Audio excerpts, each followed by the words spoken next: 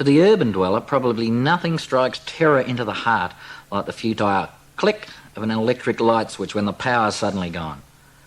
Not so with Prickle farmers. We merely swear, drop belongings in the mud and fall off the veranda. The other night we trundled in fairly late to find something horribly wrong with our electric power. Not a sausage. A quick check of the fuse box by candlelight revealed nothing. The fuses were a bit ancient. One or two were the original hand-carved red gum fuses the Aborigines of the area used before the coming of the white man. But they were intact. Janet muttered something about forgetting to pay the bill. We hadn't even received an account, so it couldn't have been that. It was only 2 trips over the dog and a serious fall at the coffee table to the phone, so I dialed our local county council. The good public servant on the line couldn't have been more helpful. No, he didn't mind at all being woken up at 10:30 on a wet night and asked to rectify a power failure in the wilds of Gundaroo. I found out later why. He just went back to bed and delegated responsibility. Instead of coming himself, he sent Laurel and Hardy. They turned up about 11:30 and knocked on the door.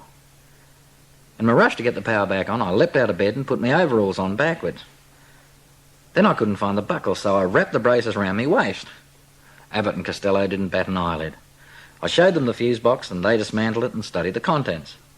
They couldn't find anything, but on the trail back to restoring power, they dropped most of the fuses under the front tank stand. That took a minute or two to sort out. Then the leader of the 2 stooges informed me I could go to bed. Damn decent of him. I returned inside. With overalls discarded, I was about to retire again when he knocked on the door. I resumed my overalls.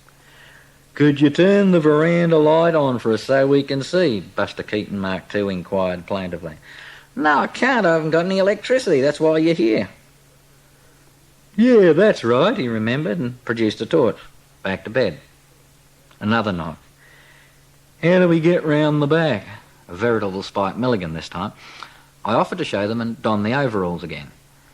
This time I got the braces crossed between my legs and was only able to manage a slow hobble. Like the true professionals they were, Mo and Stiffy kept their torch beams skywards, probably to see who'd be the first to spot the overhead wires, but just as likely to see if it was still raining.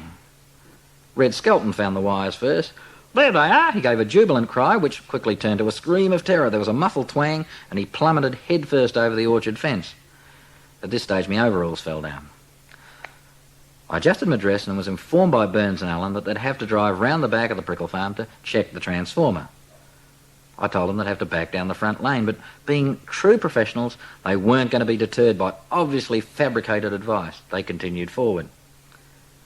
Now, the Shire had been doing up the road down the bottom of the Prickle Farm lane for some time, and it had become something of a quagmire. Not that this worried our intrepid linesmen. After all, they did have a 4-wheel drive vehicle, and it could travel anywhere. They were dead right, only it took a while. There's nothing like lying in bed in the great Australian outback, listening to a fine bit of machinery wallowing up a muddy, newly made road, turning it into blancmange, and knowing that when the Shire workers see the end result in the morning, they'll probably blame you. The upshot of the whole thing was that there wasn't a power failure. The county council had merely disconnected us because some disgruntled former tenant, who'd vacated the Prickle Farm years before we bought it, had grown tired of continuing to pay the electricity bills every quarter, and finally got round to letting them know he was no longer responsible. In my own defence, it must be said I had attempted several times to have the account transferred to my name. But perhaps the county council's late-night linesmen, Morecambe and Wise, are also responsible for the clerical work.